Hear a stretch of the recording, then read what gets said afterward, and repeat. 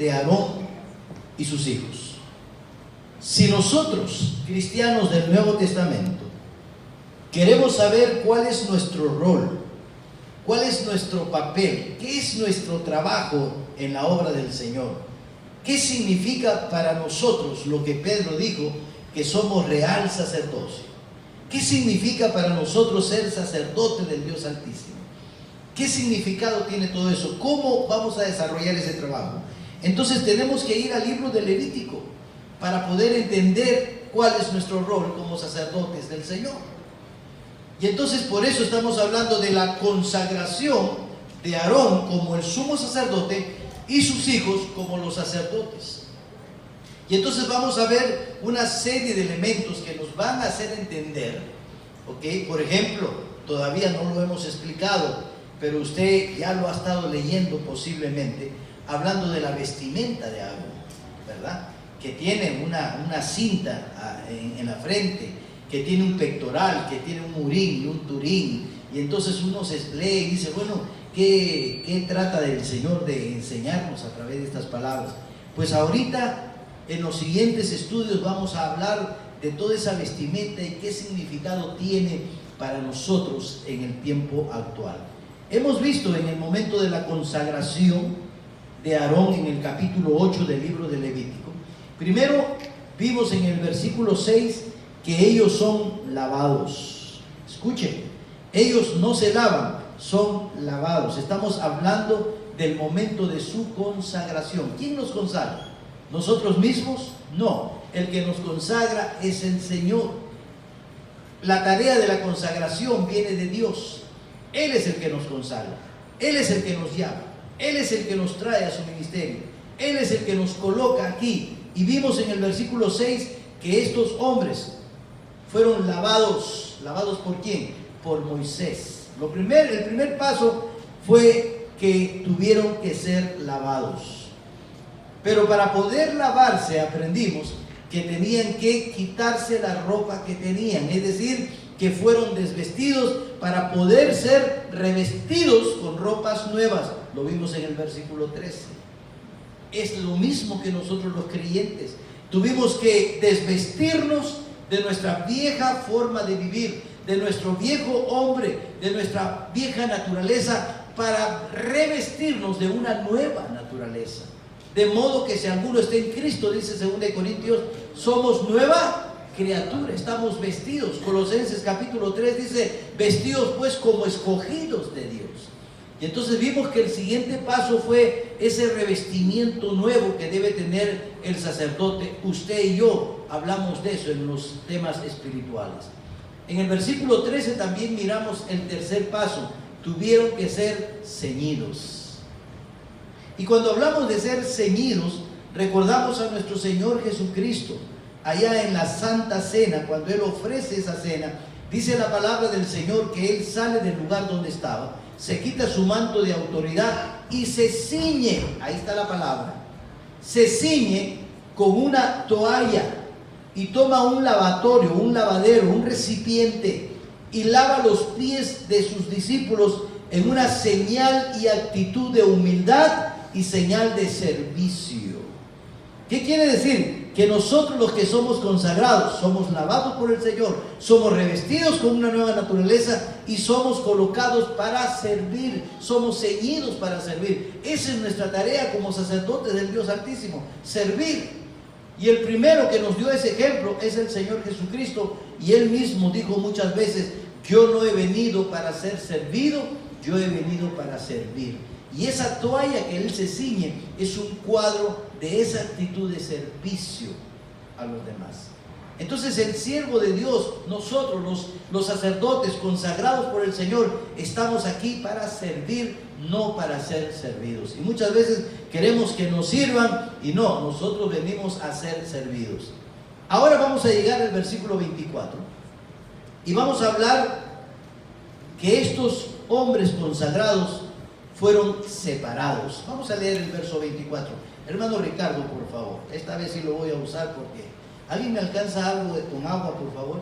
Yo tengo una botella allá en mi oficina. Si fueran tan amables. Por favor, el verso 24, Ricardo. Hizo acercarse luego los hijos de Aarón y puso Moisés la sangre sobre el lóbulo de sus orejas derechas, sobre los pulgares de sus manos derechas y sobre los pulgares de sus pies derechos. Y roció Moisés la sangre sobre el altar alrededor. Ok. Note algo bien interesante. Y a veces nos preguntamos, ¿qué onda con esto? ¿Verdad? La sangre del sacrificio, ¿qué hacía Moisés? ¿Qué hizo Moisés? La roció alrededor de ¿qué? Del altar. Ahí están mis hijos, gracias. Ya hemos explicado cuando el sacerdote rociaba la sangre del sacrificio alrededor del altar. Miren, ¿qué hacía? ¿Qué hacía? Un círculo. Para determinar el amor de Dios sin principio, sin fin. Para establecer que el amor de Dios alcanza toda la humanidad. Y para establecer que la sangre de Cristo Jesús nos limpia de todo pecado, ¿verdad? La salvación para todos, por eso iba alrededor de todo el altar. Y una vez que se establecía eso y había una conexión a través de la sangre, escuche, había una conexión entre Dios y el altar. Y cada vez que vemos un altar, hay una conexión de la presencia de Dios en el altar. Vemos el altar del sacrificio después de entrar por esa puerta del tabernáculo, cuya conexión es con Cristo, el sacrificio, el Cordero de Dios que quita el pecado del mundo. Luego entramos al lugar santo y encontramos el altar del incienso que establece las conexiones de los creyentes en oración con Dios.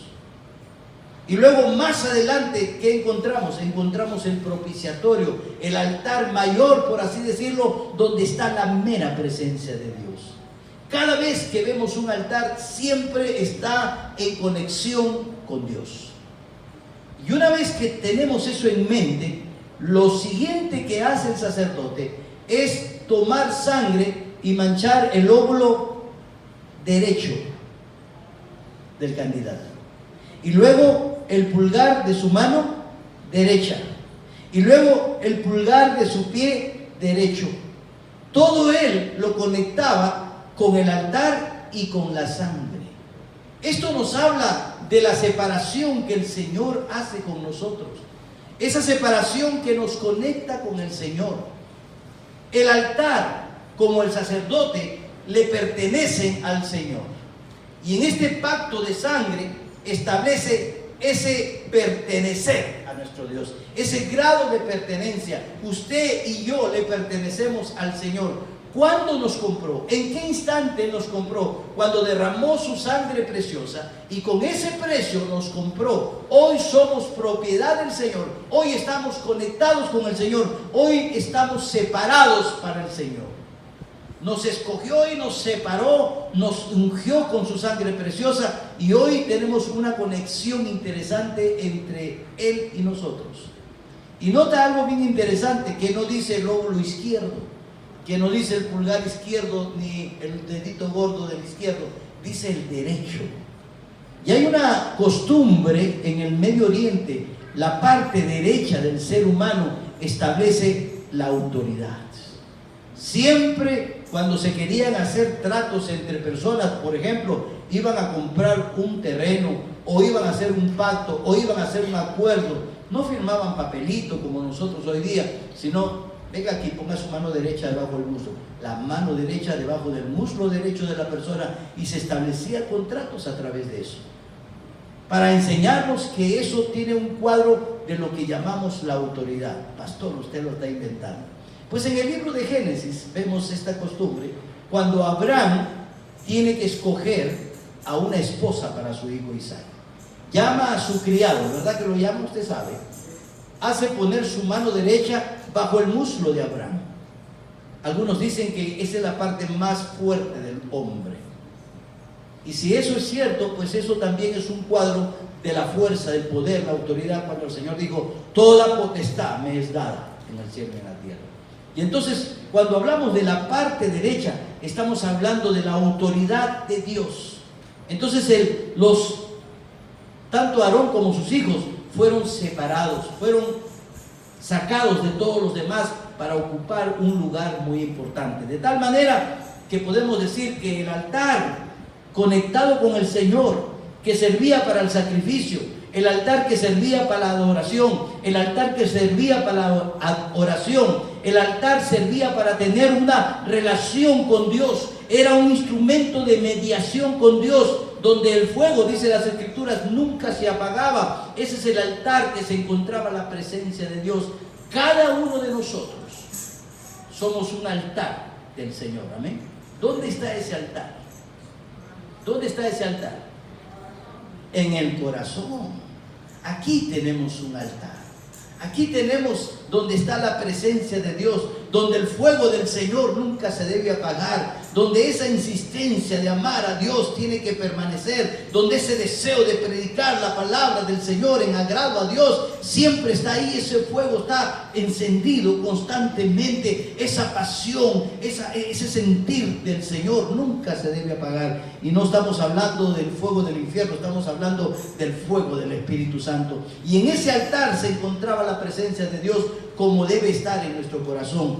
Él nos ha separado para hacer los altares que caminamos por el mundo llevando la presencia de Dios a cada lugar. El altar, en sentido figurado, es el lugar de consagración.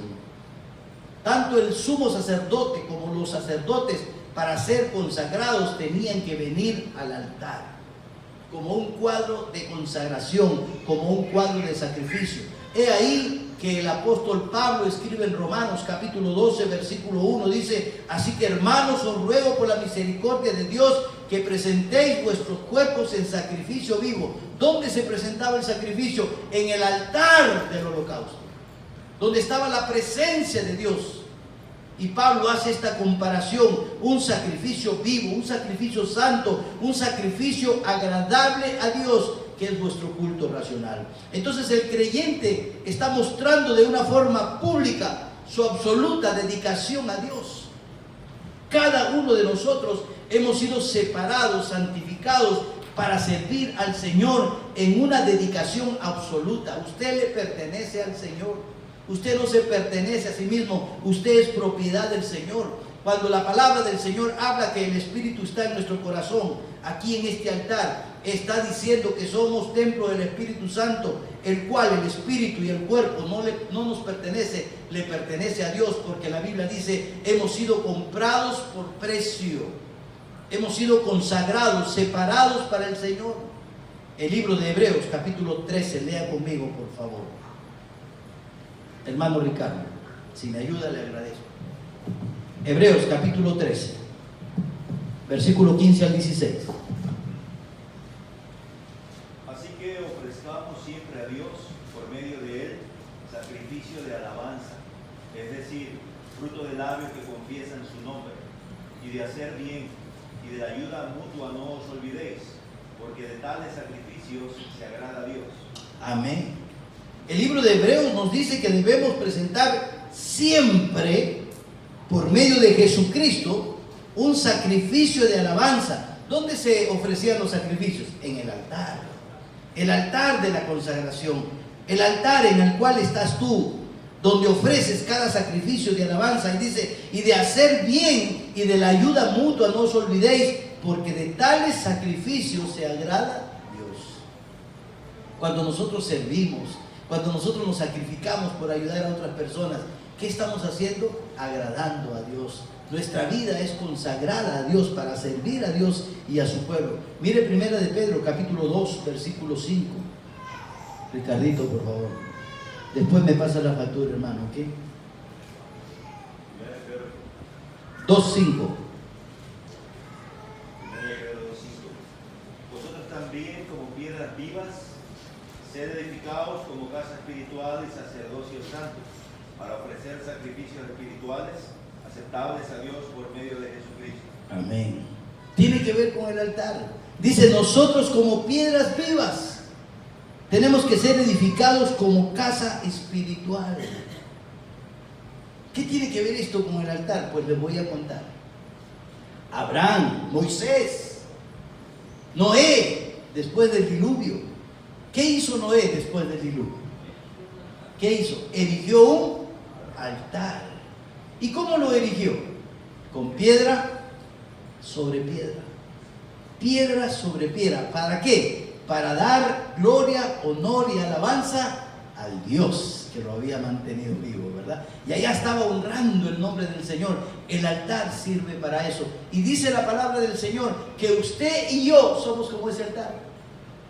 ¿Para qué sirve el altar? Para darle honra y gloria a Dios. ¿Para qué sirve su vida?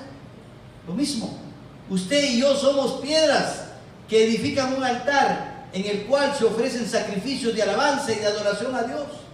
Nuestra vida tiene que honrar y glorificar el nombre del Señor. En este altar se ofrecen los mejores sacrificios de servicio a Dios, y cada uno de nosotros tiene que caminar en este mundo y decir: yo soy ese altar donde Cristo se glorifica, yo soy ese altar donde hay un sacrificio vivo, yo soy ese altar donde el fuego no se apaga, yo soy ese altar que glorifica el nombre del Señor. Entonces, cuando vemos el altar, cuando vemos la sangre, estamos hablando de ese altar en el cual el siervo de Dios se consagra en separación del mundo para servir a nuestro Dios. Vamos a leer los versículos 9 al 12 de Primera de Pedro, capítulo 2. El versículo 9 dice, yo lo voy a leer. La siguiente lo hace Ricardo, ¿ok? Mas vosotros sois linaje escogido, un versículo muy conocido. Real sacerdocio, nación santa, pueblo adquirido por Dios, para que anunciéis las virtudes de aquel que os llamó de las tinieblas a su luz admirable. Vosotros, que en otros tiempos no erais pueblo, pero que ahora sois pueblo de Dios, que en otro tiempo no habíais alcanzado misericordia, pero que ahora habéis alcanzado misericordia. Amados, yo os ruego como extranjeros y peregrinos que os abstengáis de los deseos carnales que batallan contra el alma, manteniendo buena vuestra manera de vivir entre los gentiles, para que en lo que murmuran de vosotros como de malhechores, glorifiquen a Dios en el día de la visitación, al considerar vuestras buenas obras. Su vida glorifica el nombre del Señor. La Biblia dice: somos real sacerdocio, nación santa, pueblo adquirido por Dios, para que anunciemos las virtudes de aquel que nos sacó de las tinieblas hacia su luz admirable. Para eso estamos conectados con el altar. Somos un altar viviente, somos un altar portátil, somos un altar móvil donde la gloria del Señor se puede mirar. Tu vida y mi vida tienen que reflejar el resplandor de la gloria de Dios. Vamos ahora al versículo 26 de Levítico. Ya hemos visto que los siervos consagrados, número 1, ¿qué eran? Lavados. Número 2, ¿qué eran? Revestidos con ropas nuevas. Número 3, ¿qué eran? Ceñidos. Número 4, ¿qué eran? Separados. Ok. Si usted quiere ser un buen siervo del Señor, que Dios lo lave, que Dios lo revista con ese revestimiento nuevo de la nueva criatura. Número 3, que Dios lo ciña para su servicio. Número 4, que Dios lo separe para honra y gloria de su nombre. Y número 5, también Aarón y sus hijos fueron suplidas sus necesidades. Mire qué interesante. Por favor, Ricardo, versos 26 y 27. Y del canastillo de los panes sin levadura que estaba delante de Jehová, tomó una torta sin levadura y una torta de pan de aceite y una hojaldre, y las puso con la grosura y con la espaldilla derecha, y la puso todo en las manos de Aarón y en las manos de sus hijos, e hizo mecerlo como ofrenda mecida delante de Jehová. Mire qué interesante. Dice la palabra del Señor que Moisés tomó pan sin levadura, hojaldre sin levadura, las consagró delante del Señor, las meció. Ese accionar, y quiero explicarles, cuando la Biblia dice, y tomó tal parte del sacrificio y lo meció delante de Jehová. Esa acción de mecerlo es la acción de, en el momento de hacer estás ofreciéndole a Dios.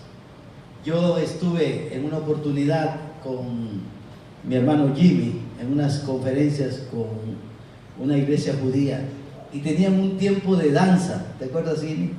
Bien bonito, ¿para qué? Excelente.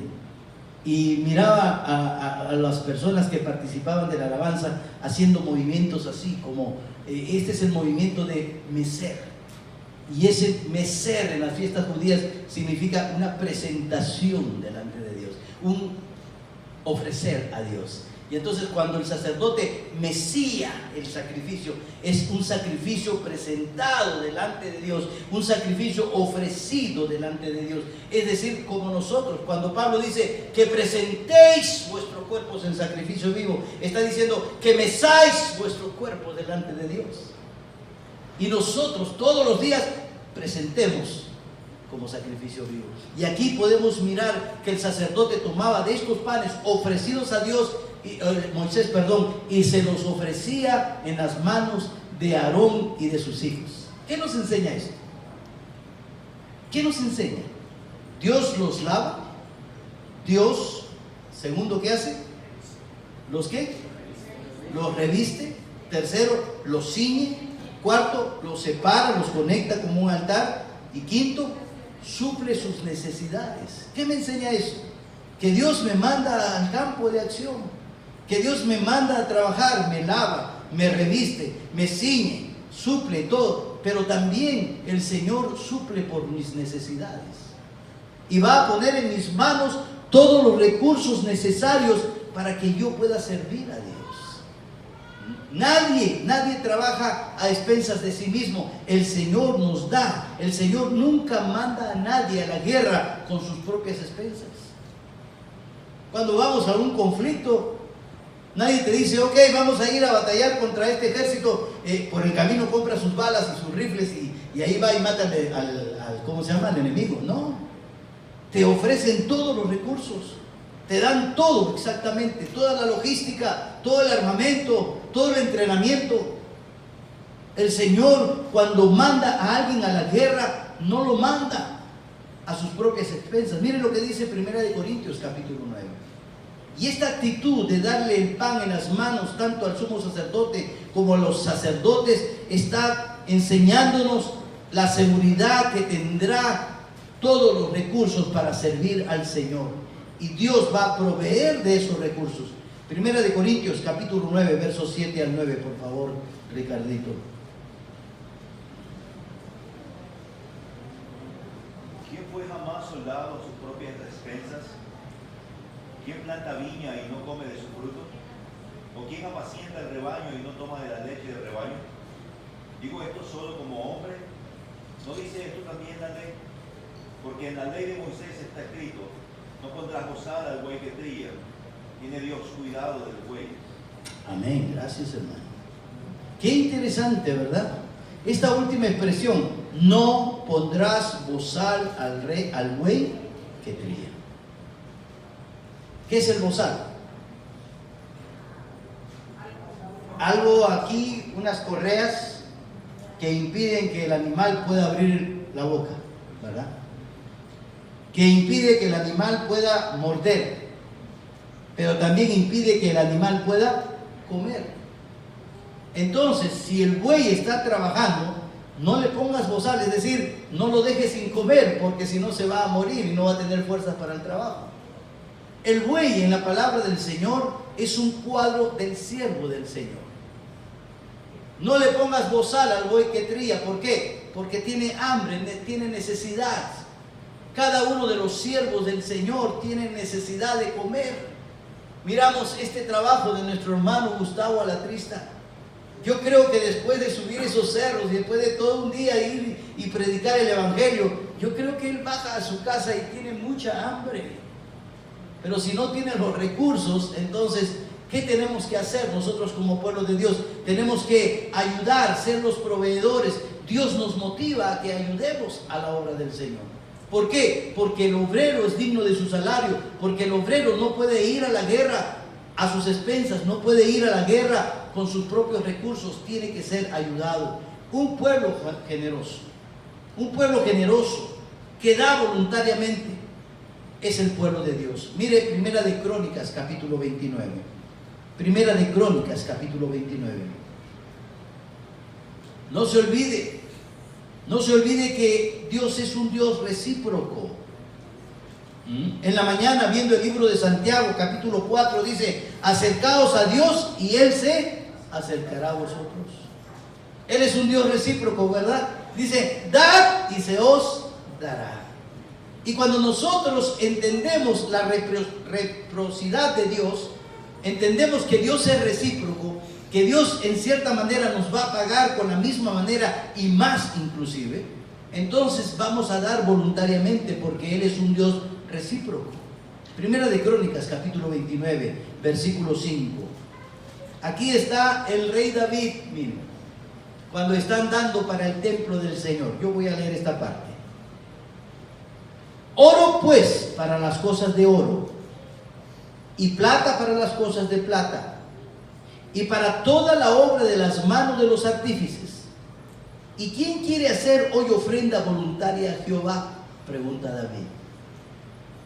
Entonces los jefes de familia y los príncipes de la tribu de Israel, jefe de millares y de centenas, con los administradores de las haciendas del rey, ofrecieron voluntariamente y dieron para el servicio de la casa de Dios 5,000 talentos y 10,000 dracmas de oro, 10,000 talentos de plata, 18,000 talentos de bronce y 5,000 talentos de hierro, y todo el que tenía piedras preciosas las dio para el tesoro de la casa de Jehová en mano de Jeiel Gersonita.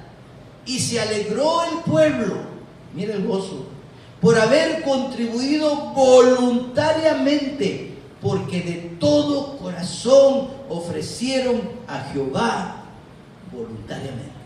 Wow.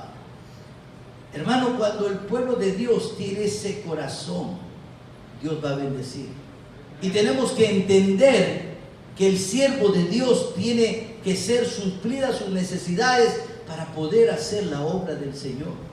Si usted no alimenta al buey que trilla la tierra, que ara la tierra, que tiene un trabajo arduo, y usted no lo alimenta, no va a poder hacer su trabajo.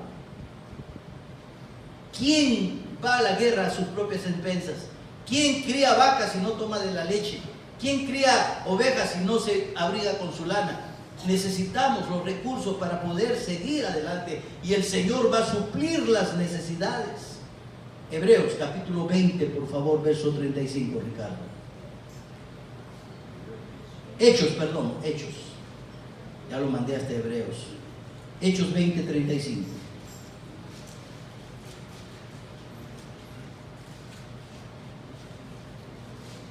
En todo os he enseñado que trabajando así se debe ayudar a los necesitados y recordar las palabras del Señor Jesús, que dijo: más bienaventurado estar que recibir. Amén. Debemos ayudar.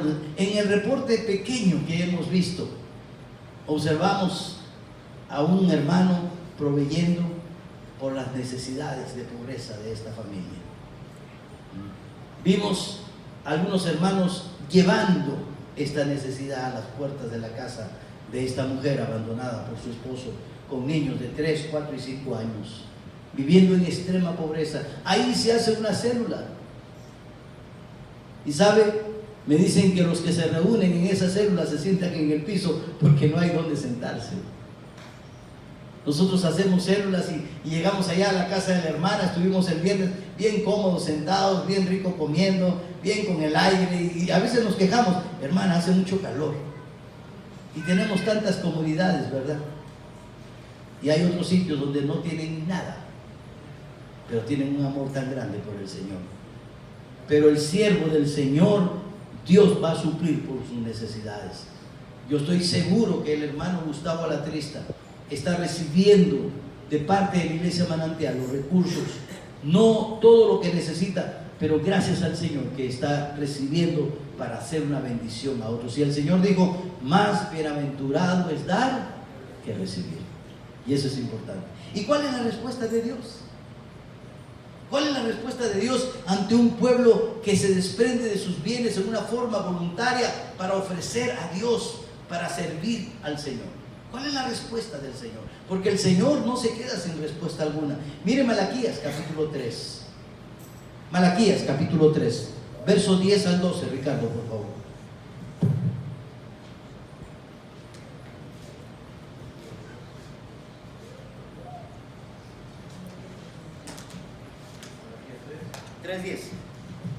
al 12. Traed todos los diezmos al alfolí, y hay alimento en mi casa. Y probadme ahora en esto, dice Jehová de los ejércitos. Si no, os abriré las ventanas de los cielos y derramaré sobre vosotros bendición hasta que sobreabunde. Reprenderé también por vosotros al devorador, y no os destruirá el fruto de la tierra, y vuestra vid en el campo será estéril, dice Jehová de los ejércitos. Las 12. Sí. Todas las naciones os dirán bienaventurados, porque seréis tierra deseable, dice Jehová de los ejércitos. Wow. Traed todos los diezmos al alfolí, hay alimento en mi casa. ¿Y cuál es la respuesta del Señor ante ese deseo voluntario de su pueblo de traer todos los diezmos? No parte, todos. ¿Qué es la respuesta? Dice, reprenderé también por vosotros al devorador. ¿Sabe quién es el devorador? El diablo. Él nos va a cuidar. Si estamos listos a darle al Señor, Él va a cuidar que no gastes tu dinero en alguna enfermedad, en alguna calamidad, en algo terrible. ¿Por qué? Porque estás ofreciendo ese recurso a Dios. Y entonces Él se va a encargar de detener al devorador, al mismo diablo. Y nota, y no os destruiré el fruto de la tierra, ni vuestra vida en el campo será estéril. Y todas las naciones os dirán bienaventurados, porque seréis tierra deseada. Wow, y van a decir, mira ese hermano cómo progresa, mira ese hermano cómo es bendecido por Dios, mira. ¿Por qué? Porque Dios está cuidando todo lo de él. Hermano, esa es la respuesta del Señor. Concluimos este punto diciendo que cualquier persona, por habilidosa que sea, por mucho deseo y mucho amor que tenga para servir al Señor, si va con las manos vacías, si va sin los recursos que realmente se necesitan, la causa al final terminará en un fracaso.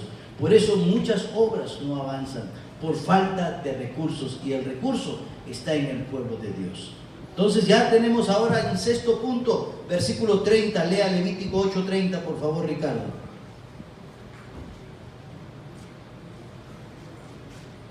Luego tomó Moisés del aceite de la unción y de la sangre que estaba sobre el altar, y roció sobre Aarón y sobre sus vestiduras, sobre sus hijos y sobre las vestiduras de sus hijos con él. Y santificó a Aarón y sus vestiduras, y a sus hijos y las vestiduras de sus hijos con él.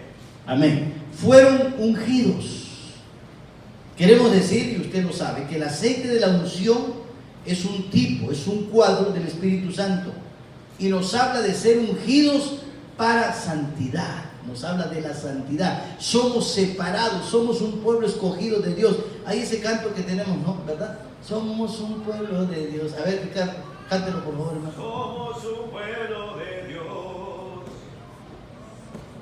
Somos un pueblo especial. Un pueblo especial. ¿Qué más? Llamados para anunciar las virtudes de aquel que nos llamó a su. Amén, amén, amén. Somos un pueblo especial. ¿Por qué somos especiales? Porque somos inteligentes, porque tenemos puntos de graduación, somos intelectuales, somos guapos, así como el pastor, alto, fornido. ¿Por eso somos especiales? Somos especiales, ¿sabe por qué? No por mérito propio, porque si fuera por mérito propio, estamos descalificados. Somos especiales porque en este recipiente de barro tenemos un tesoro. Se llama el Espíritu Santo.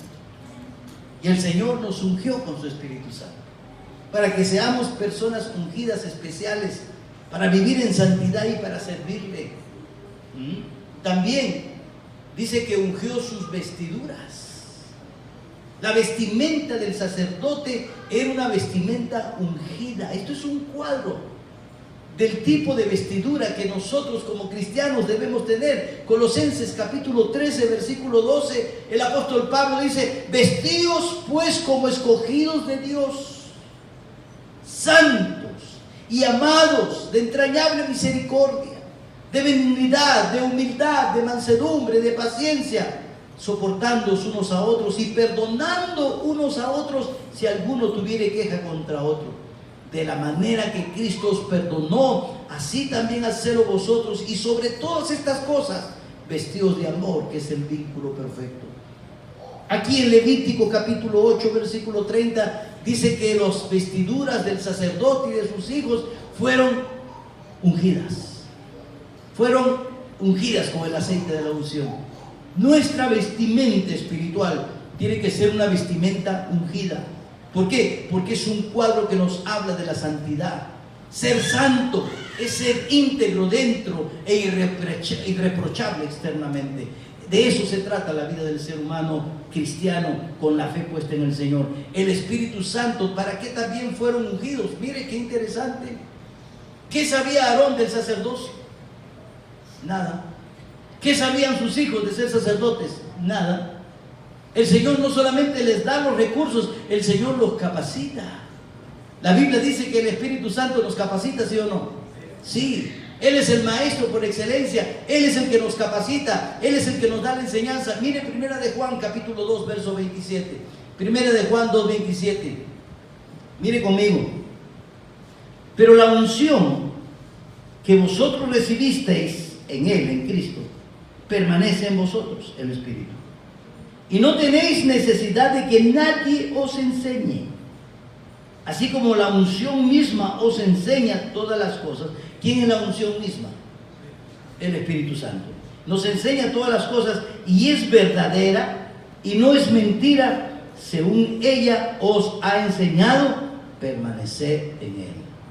La unción nos enseña. El Espíritu Santo nos enseña. La Biblia nos dice que el Consolador nos guía, nos enseña, nos hace recordar todo lo que Cristo nos enseñó. El Espíritu Santo es el maestro por excelencia.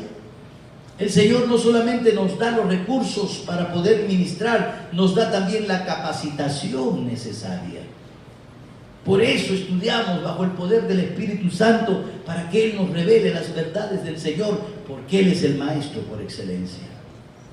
Punto número 7 y último. Verso 35, Ricardo, de Levítico 8, por favor.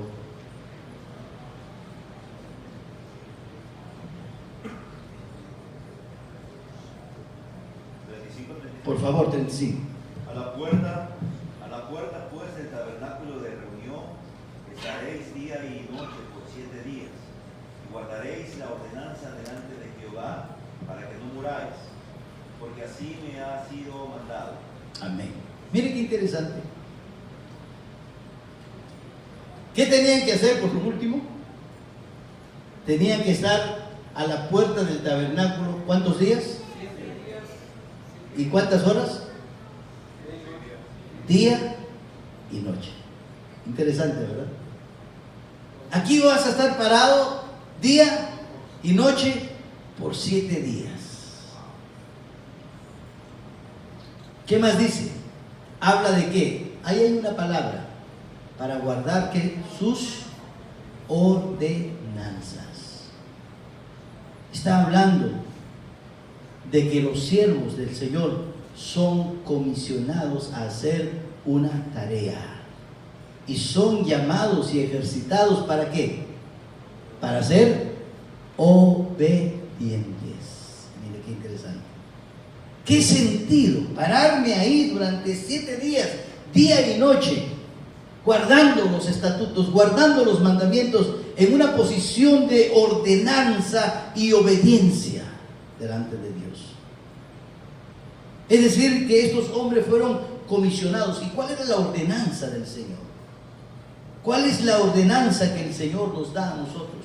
Predicar el Evangelio de la gracia. Todos nosotros sabemos que en Mateo 28, 19, la gran comisión, el Señor dice: por tanto, id y hacer discípulos a todas las naciones. Y usted y yo estamos aquí para cumplir esa ordenanza. Esos días de estar parados ahí, ¿qué significan? ¿Qué significa? Dígame, Ricardo, ¿qué significa? Aquí parado, 8 días, 7 días. Sí, pero también ¿qué significa? Algo importante. ¿Qué significa? ¿Es algo lógico? Que el Señor te diga: párate aquí 7 días y 7 noches. ¿Verdad que ante el razonamiento humano es algo absurdo e ilógico? Pero ante cosas absurdas e ilógicas, como seguidores de Cristo, tenemos siempre que estar en la mejor disposición de obedecer. Porque muchas veces los mandatos de Dios nos van a parecer tan, pero tan absurdos, que se nos va a hacer tan, pero tan difícil obedecer. Como cuando el Señor nos dice en su palabra: todo el que quiere vivir tiene primero que perder su vida. Absurdo e ilógico. Muchos de los mandatos de Dios son absurdos, que no entran en el razonamiento humano, y por eso la gente no cree en la palabra de Dios, porque quiere razonar a Dios, quiere intelectualizar a Dios, quiere meter a Dios en su lógica. El día que podamos racionar a Dios y meterlo en nuestra lógica, sencillamente deja de ser Dios. Y Dios muchas veces nos va a dar órdenes, pero absurdas. Yo recuerdo Jeremías, un día vamos a estudiar el libro de Jeremías. Dice: hey Jeremías, cómprate un cinto. Y después amárralo a tu cintura. Y ahí estaba el cinto. Cuando él se bañaba o no se bañaba, ahí estaba el cinto. Y después le da una orden, dice: camina a tal ciudad, como más de 15 kilómetros. Y allá en la orilla de un río cava un huequito y mete ahí la cinta y regrésate. Y allá va Jeremías. Regresa, al cabo de un tiempo: anda, trae la cinta que dejaste allá, toda podrida. Absurdo, ¿verdad? ¿Y qué hizo Jeremías? No, Señor, mira, yo soy más inteligente que tú, Señor. No. Se puso a cuestionar a Dios, se puso a poner en tela de juicio el mandato de Dios. No, obediencia completa, esa es la enseñanza. Párate aquí 7 días y 7 noches. ¿Para qué? Diría el mexicano. ¿Para qué, Señor? ¿Con qué propósito? No lo entiendo. Hermanos, no estamos aquí para racionar y entender, estamos aquí para obedecer. Y muchas veces, ahí está la enseñanza, somos comisionados y vamos a cumplir la gran comisión, cueste lo que cueste, pase lo que pase. ¿Cuántos dicen amén? Y el Señor nos comisionó para predicar, el Señor nos comisionó para ser testigos de Jesucristo. En el libro de Hechos, capítulo 1, versículo 8, el Señor dijo: y recibiréis poder cuando haya venido sobre vosotros el Espíritu Santo, y me seréis testigos en Jerusalén, en Samaria, en Judea y hasta lo último de la tierra. Y la palabra testigo significa mártir. Vas a dar mi vida por mí, dijo el Señor. Estamos aquí para dar la vida por el Señor. Absurdo. Y el día que mueras, vivirás. ¿Cómo es eso? Dad y se os dará. ¿Quieres tener más? Da más. Y a veces nosotros pensamos, son cosas ilógicas. Pues déjame decirte que esos son los mandamientos del Señor. Y por último, el Señor nos ha llamado para ser obedientes, para obedecer. Mire conmigo el libro de Números. El libro de Números nos enseña una verdad de la obediencia, pero increíble. Escuche con atención. Números capítulo 9, verso 19. Allá estaban la tribu de Leví. Era la tribu de Leví, ¿verdad? Los que cuidaban la parte de la arca y todo esto, ¿verdad? Eran los sacerdotes. Okay. Recuerda que el pueblo de Dios era un pueblo errante. Le llaman nómadas, que van de un lugar a otro, nunca se establecen. Así somos nosotros. Así somos nosotros. Y mira la obediencia.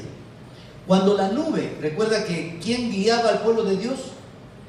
Una nube en la mañana. Y esa nube no solamente servía para guiarlos, sino ¿para qué? Para cubrirlos y darles protección del calor terrible que es en el desierto. Había una cobertura, una protección. Y la columna de fuego en la noche para guiarlos, para alumbrarlos, pero también para protegerlos del frío y de los enemigos alrededor. Qué interesante Dios. Y Dios guiaba a su pueblo. Y entonces los sacerdotes tenían la orden, dice, cuando la nube se detenía sobre el tabernáculo muchos días, entonces los hijos de Israel guardaban la ordenanza de Jehová y no partían. Y cuando la nube estaba sobre el tabernáculo pocos días, al mandato de Jehová acampaban y al mandato de Jehová partían. Y cuando la nube se detenía desde la tarde hasta la mañana, o cuando a la mañana la nube se levantaba, ellos partían. O si había estado un día y a la noche la nube se levantaba, entonces partían. Nota esa progresión descendiente. Cuando estaban muchos días, nadie se movía. Cuando la nube se levantaba, todos se movían. Cuando estaban algunos días, cuando estaban unas horas, cuando estaba hoy en la mañana y en la noche se levantaba. ¿Sabes qué significaba eso? Que cuando la nube se detenía, vamos a armar todas las carpas.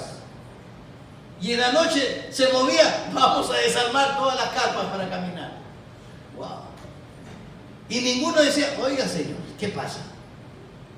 Las acabamos de armar, recién estamos poniendo el último tapetito aquí y ya nos vamos. Ay Señor, vamos. Obediencia. Obediencia completa, total, sin reclamar. Pero algunos se atrevieron a reclamar a Moisés. No estamos aquí para murmurar, no estamos aquí, hey, ¿por qué esto y por qué aquello? Estamos aquí para obedecer a Dios. Mira qué interesante este tema de la consagración de Aarón y sus hijos. Lavados, revestidos, ceñidos, separados, ungidos, provistos para sus necesidades. Dios hace todo eso con usted y conmigo, que servimos al Dios grande y poderoso. Santo, santo, santo es su nombre.